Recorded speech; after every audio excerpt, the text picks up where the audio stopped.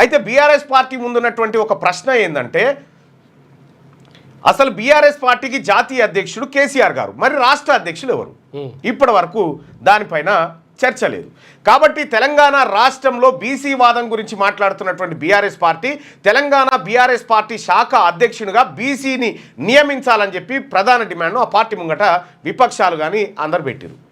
మరి ఈ రజతోత్సవ వేళ బీఆర్ఎస్ పార్టీ బీసీ రాష్ట్ర అధ్యక్షుని ప్రకటించబోతుందా? ఒకవేళ ప్రకటిస్తే ఎవరు రేసులో ఉన్నారు? మధుసూదనాచారిని అత్యంతగా విశ్వసించేటువంటి మాజీ ముఖ్యమంత్రి కేసీఆర్ గారు ఒకవేళ బీసీని రాష్ట్ర అధ్యక్షుని చేయాల్సి వస్తే అది మధుసూదనాచారిని చేస్తే బెటర్ అనేటువంటి చర్చ అంతర్మదనంగా జరుగుతున్నట్టుగా తెలుస్తూ ఉంది. మరి నిజమేనా?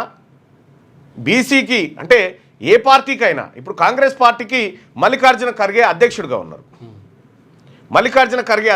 ఉన్నారు, బీజేపీకి జాతీయ స్థాయిలో ఒక అధ్యక్షుడు, రాష్ట్ర స్థాయిలో ఒక అధ్యక్షుడు. మరి బీఆర్ఎస్ అంటే భారత రాష్ట్ర సమితి దాన్ని టీఆర్ఎస్ నుంచి బీఆర్ఎస్గా మార్చినటువంటి సందర్భంలో అటువైపు పోయినారు. మరి కేంద్రం వైపు పోయిన తర్వాత జాతీయ పార్టీకి కేసీఆర్ అధ్యక్షుడు అయితే, ఈ ప్రాంతంలో తెలంగాణ ప్రాంతంలో ఉన్నటువంటి పార్టీకి అధ్యక్షుడు ఇప్పటి వరకు లేరు. సో అది అసంపూర్ణంగా ఆ పార్టీలో ఉంది.